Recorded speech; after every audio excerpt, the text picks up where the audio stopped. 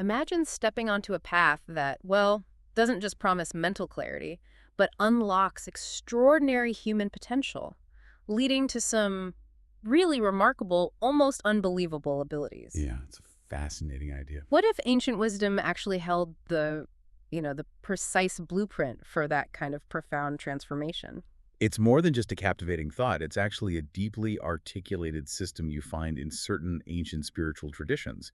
These aren't just vague concepts, they're very specific principles. Right, for cultivating deep insight and, well, power, really. Exactly. That's what we're doing today. We're taking a deep dive into this really intriguing concept from ancient spiritual texts, the four bases of spiritual power, known as the Iddhipādas. Iddhipādas, yeah. And our mission is to unpack what these are, how they're cultivated apparently with astonishing precision and incredible, sometimes frankly astonishing, outcomes they're said to bring about. And we're drawing directly from some key sections of the sources, like the Cāpālavaggo, Pāsādakampanavaggo, and Ayoguļavaggo. These are quite profound texts. Okay, so let's start at the beginning. What's the foundational idea here?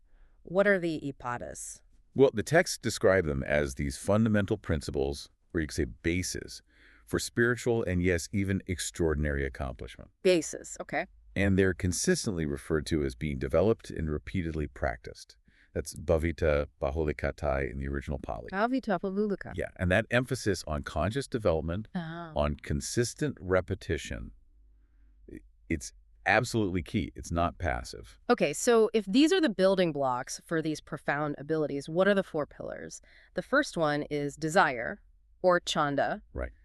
But this isn't just, a casual wish or a fleeting want, is it? It's described as a deep, focused aspiration. What makes it different? That's a really crucial distinction. This isn't just, oh, I wish I had that. It's a type of desire that is specifically endowed with concentration. That's samadhi. Samadhi. And it's supported by what are called the volitional formations of striving, or paranasokara. Okay, volitional formations of striving. What does that mean, practically? Think of samadhi as that deep, steady focus. And padanaskara refers to the active, intentional effort you put into developing these qualities. It's the mental energy you actually deploy. Got it. So it's an active, concentrated longing for a specific, usually wholesome outcome. And it's driven by this focused mental exertion. It's got drive. That makes sense, like an intention with its own engine built in. Okay, then we have effort or energy, viriya. That sounds like the fuel that keeps that desire moving forward. Exactly. Viriya is all about persistent and unwavering exertion. And just like chanda, it's also endowed with concentration, with samadhi, and those crucial volitional formations of striving. So the same support structure. Yes. It's not about an occasional burst of energy, like a New Year's resolution that fades. It's about maintaining a consistent, energized push towards your goal, overcoming that inertia, overcoming distraction. Right. Okay, the third is mind or thought, citta. How is this different from just, ordinary thinking? I mean, we're all thinking all the time, right? That's a good question. Citta here refers more to the quality of focused awareness and the state of mental development itself, rather than just the content of your thoughts. The quality of awareness. Yeah, it's about the purity, the stability of the mental state, the cultivated capacity of the mind to be present and clear. And again, surprise, surprise, it's supported by concentration and those volitional formations of striving. So it indicates a mind that's being actively shaped, actively refined towards a particular, maybe higher state. Precisely. And finally, the fourth, investigation or discernment, vīmaṃsā. This one sounds like it's about sharp, critical inquiry, like really looking closely. That's right. Vīmaṃsā is keen analysis, it's wisdom, it's critical inquiry. It's about truly understanding the nature of things, of reality, through diligent examination, questioning your assumptions, and discerning what's true. And yes, just like the others, it's also endowed with concentration and the volitional formations of striving. This means it's a very active, discerning wisdom, not just passive thinking or contemplation. What's truly insightful here, I think, is how these ancient principles, even though they're often cloaked in spiritual language, they really articulate a kind of universal framework for mastering your internal world. It's almost like an ancient psychology for radical self-transformation. So these aren't just abstract qualities then. They become powerful forces when you actually cultivate them. But how exactly does one do that? It sounds like there's a very precise balance involved, avoiding extremes. There absolutely is. The texts are quite specific that cultivating these bases requires this very precise balance. You have to avoid certain common pitfalls. Like what? Well, for instance, you have to avoid being over-languid, atilino. That basically means laziness, indolence. Okay, so not letting your practice get slack or complacent. Right. But then on the flip side, you also can't be overstrained, atipagahito. Ah, like trying too hard, burnout city. Exactly. Overstraining is characterized by restlessness or just too much exertion. It's about finding that optimal intensity, the sweet spot. Then there's avoiding internal contraction, achatatsakkito. This is linked to sloth and torpor, where the mind kind of withdraws and gets dull. Right, you want your mind alert, engaged, not shrinking inwards. Precisely. And of course the opposite of that, avoiding external scattering, bahidavakito. This is when the mind is just diffused, distracted by everything outside sense objects, attachments. That sounds like a very modern problem. Constant digital distractions, notifications. It really is, doesn't it? And it's remarkable how aware these ancient texts were of these fundamental human challenges thousands of years ago. So how do you achieve this balance? The text mentions specific perceptions to dwell with. Yes, to maintain this balance, practitioners are taught to dwell with specific kinds of awareness. One is the perception of continuity. It's expressed as before, so after, as after, so before. Continuity It means your perception becomes well-grasped, well-attended, well-reflected, well-penetrated by wisdom. It's about fostering a consistent, deep understanding that isn't just stuck in the present moment, but sees the flow. That continuity sounds crucial for consistent practice. But the texts also talk about how we view ourselves, specifically our bodies. There's a balanced perspective mentioned. How does that fit in? Right, that brings us to what's called a body review. The teaching is as below, so above, as above, so below. Okay. And this involves reviewing the physical body, usually starting from the soles of the feet upwards, and then from the crown of the head downwards, and seeing it quite starkly as being full of various kinds of impurities. Impurities. Yes, and the texts get quite explicit here. They list everything, hairs, nails, teeth, skin, flesh, sinews, bones, then internal organs like kidneys, heart, liver, pleura, spleen, lungs, even things like intestines, mesentery, stomach, feces, bile, phlegm, pus, blood, sweat, fat, tears, grease, saliva, mucus, joint fluid, urine, all of it. Wow, okay. So they really don't sugarcoat the biological reality of the body, do they? Definitely no flattering Instagram filters there. Exactly. And the point isn't to be morbid or disgusted. It's more about fostering detachment and a realistic, non-idealized view of the body's nature, its impermanence. Got it. Removing the attachment. And then there's unwavering effort. As by day, so by night, as by night, so by day. This just signifies consistent, round-the-clock practice, regardless of the time or external conditions. It's about embedding the practice into the fabric of your life. And alongside all this effort and realistic perspective, there's cultivating a mind that is open, unconstrained, and radiant. What does it mean to have light perception well grasped and day perception well established? It essentially means maintaining a mental state that is bright, alert, and fully present, like being in full daylight, but internally, free from dullness or mental fog. A clear mind. Yes, a mind that naturally leans towards clarity and insight. And all of these practices, they're deeply interconnected with what are called the fourfold striving, Patanasakkara. Ah, those volitional formations of striving we mentioned earlier with desire. Exactly the same ones. These are active mental efforts focused in 4 key areas. First, you strive to prevent unwholesome states like anger or greed from arising in the first place. Prevention. Second, if they have arisen, you strive to abandon them. Third, you actively work to arouse wholesome states like kindness or concentration that haven't arisen yet. Cultivating the good stuff. And fourth, once those wholesome states have arisen, you strive to maintain them, not let them get confused, but actually increase them, develop them, and bring them to perfection. It's a really complete system for, you could say, mental hygiene and growth. That sounds incredibly comprehensive, a whole framework for cultivating the mind. And the sources claim that when these iddhipādas are deeply cultivated, they lead to some pretty, extraordinary abilities, don't they? The texts use the term iddhipādā. They do. Now, for a modern listener, how should we approach claims like that? Are they meant to be taken literally, you think, or maybe hold a symbolic meaning about the depth of inner transformation? That's where it gets cruelly fascinating and honestly challenging for a modern mindset sometimes. The list of powers, the iddhipādā, is indeed remarkable, and the texts generally describe them as tangible outcomes of this profound cultivation, not just as metaphors, though they certainly signify deep transformation too. So what kind of things are listed?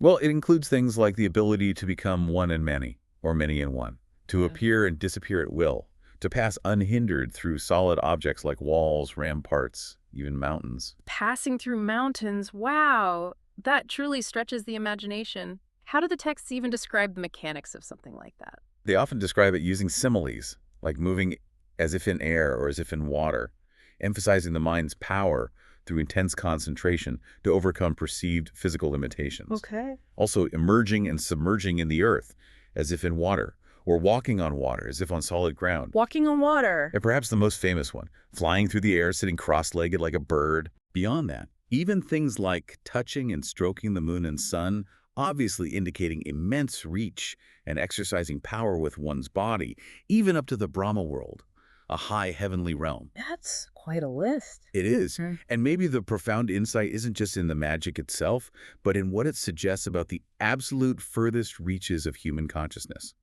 The potential for the mind, when cultivated to its absolute peak, to influence reality in ways we barely comprehend. It points to a mastery over mental states that can then ripple out and impact physical reality. That brings us to a really striking example from the texts. Moggallana. He was one of the Buddha's chief disciples. That's right, renowned for his psychic powers. And the texts describe him demonstrating this immense spiritual power by shaking a large palace, the Migaramatupasada, with his big toe. Slight chuckle. Yes, with his big toe. That surely wasn't just for showing off, was it? No, not at all. This wasn't some arbitrary display of power just for kicks. It was done very specifically to rouse a group of monks who had apparently become quite lax and unmindful in their practice. Ah, so it had a purpose. Absolutely. It was meant to illustrate, very tangibly and impactfully, the potential results of dedicated practice. It was a skillful means to awaken them to their own practice, showing them, quite dramatically, the kind of potential that lay dormant within them if they applied themselves. Okay, so beyond these almost, well, superhero-like physical feats, the texts also talk about advanced cognitive insights that arise. What are those mental abilities? These are equally, if not more, profound in many ways. One is called the divine ear, the Iddhipādā. This is said to allow one to hear sounds both divine and human, whether they are far away or near. Hearing things beyond normal range. Exactly. Another is mind-knowing, Cāpālavaggo.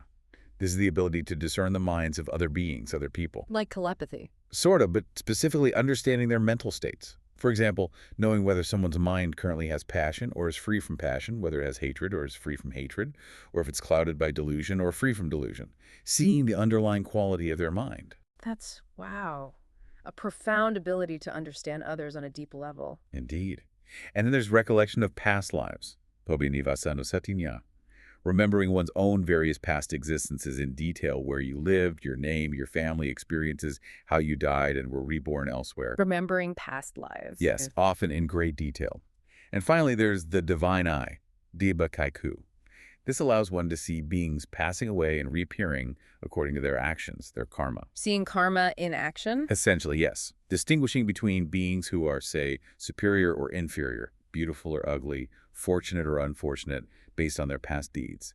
It's described as a comprehensive vision of the whole karmic process, seeing the interconnectedness of cause and effect across lifetimes. It really seems like the ultimate goal here isn't just acquiring these extraordinary powers, though they are, well, extraordinary.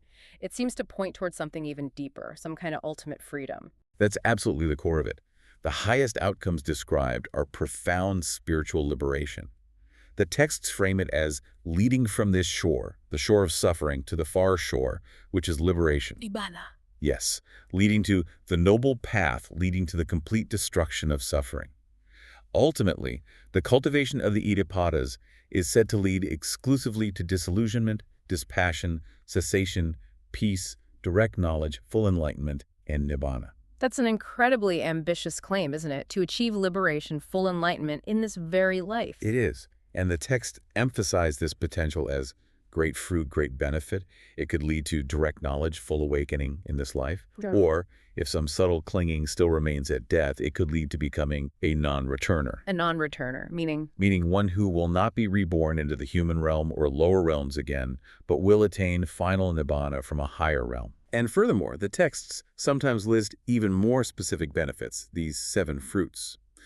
Things like achieving immediate direct knowledge now, or direct knowledge right at the time of death, or various specific stages of liberation as a non-returner, like attaining nibbana between states of existence, or after just a little exertion in the next realm, or without exertion, or with exertion, or by ascending steadily through higher realms.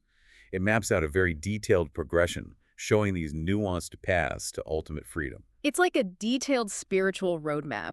And the texts illustrate these concepts with some really powerful narratives, don't they? They do. Examples really bring it to life. Like the Buddha's own path, for instance. The sources state that he himself cultivated these 4 iddhipādas to achieve his own full enlightenment. Yes, absolutely. The Buddha explicitly attributed his awakening, the arising of I, knowledge, wisdom, and light, as the texts say, to the cultivation of these very principles. They were foundational to his own experience and therefore his teaching. And there's another fascinating story involving Ananda, the Buddha's longtime attendant, and a Brahmin named Unnava. Ah, yes, the dialogue with Ananda. The Brahmin asks Ananda if the whole point of the holy life is to abandon desire. And Ananda says, yes, it is, but then he uses this really clever analogy. A park analogy. Right. He says, look, if you desire to go to a particular park, you put in the effort, you use that desire to get there. But once you arrive at the park, your desire to go to the park naturally ceases, doesn't it? Exactly. You've arrived. The desire fulfilled its purpose. And Ananda applies this to liberation. The desire to achieve liberation is the path, but once liberation is attained, that initial desire subsides because the goal is reached. It illustrates a really crucial point. These practices, this path, doesn't aim to create new, endless desires. It uses a wholesome desire. The desire for liberation is the initial motivation, but the process ultimately fulfills and transcends that very desire, leading to the cessation of the craving that causes suffering. The desire to reach the destination just vanishes once you're there. Okay, this next story is quite poignant, I think. It takes place at a place called Cāpālavaggo in Vesali. Yes, a very significant moment. The Buddha explicitly states, and this is amazing, that anyone who has fully cultivated these 4 iddhipādas has the power to choose to remain alive for an entire eon, or at least for the remainder of the eon. An incredible statement about the potential lifespan attainable through this mastery. But tragically, Ananda, who was nearby, the text says, his mind was clouded by Mara, the tempter figure. Yes, clouded by Mara. And he failed 3 times to pick up on the subtle hint from the Buddha and formally request him, invite him to remain for the eon for the benefit of the world. A truly missed opportunity, as the texts portray it. And then, soon after Ananda fails to ask, Mara himself appears to the Buddha. The tempter arrives. And Mara argues, essentially, okay, your mission is complete. You've established your teachings among monks, nuns, laymen, laywomen. It's well established. Time for you to pass away now, attain final nibbana. He urges the Buddha to relinquish his life principle. And the Buddha, having not been asked to stay by Ananda, agrees. He solemnly declares that his passing will occur in 3 months' time. And at that moment, the texts say, there was a great earthquake. Yeah, a great earthquake and a powerful, inspired utterance from the Buddha himself about relinquishing the will to live on. It just underscores the profound spiritual choice he made and the immense power implied by his ability to choose his lifespan, a power rooted in the Iddhipādas. It's a very moving and significant account. And the Buddha didn't just have these internal powers, he also used them for extraordinary travel, apparently even with his physical body. Yes, that's another remarkable detail found in some texts. It says he was able to travel to the Brahma world, that high heavenly realm we mentioned, not just by creating a mind-made body, which is one type of power, but with his actual physical body too. Exactly. The texts explain that through his mastery of the Iddhipādas and the resulting deep concentration, his physical body itself became transformed. Light, supple, workable, and radiant. Light, supple, workable, radiant. Yeah, they compare it to things like a heated iron ball that's light and malleable, or a light, fluffy tuft of cotton wool that could just float up. This transformation allowed him to ascend effortlessly, even physically. Wow. That really speaks to the transformative power of these practices on every single level of being, doesn't it? It sort of blurs the lines between what we normally think of as purely physical reality and purely mental reality. It absolutely does. It suggests a much more integrated view of mind and body than we typically hold. Okay, so with all these incredible powers, this profound liberation, this potential transformation on offer, what is the actual path? How do you develop these bases of spiritual power? Is it some secret, obscure technique hidden away that only a select few can ever access? You might think so, given the results, but no, not at all. The texts are remarkably clear and consistent on this point. The path leading to the development of the basis of spiritual power is explicitly identified as none other than the Noble Eightfold Path. Ah, the foundational road of Buddhist practice. Right view, right intention, all the way to right concentration. Exactly that. So, all of these frankly amazing abilities and deep insights, they stem from cultivating something that many people who follow Buddhist traditions are already familiar with, or at least have heard of, even if they're not deeply engaged in it yet. Precisely. It's not some separate esoteric track. How do those 8 components specifically contribute then? How do they build the Iddhipādas? Well, they're completely integrated.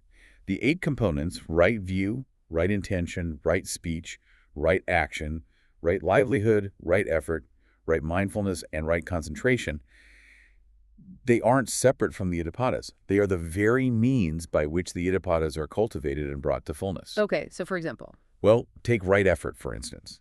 That directly relates to developing viriya, the energy effort base.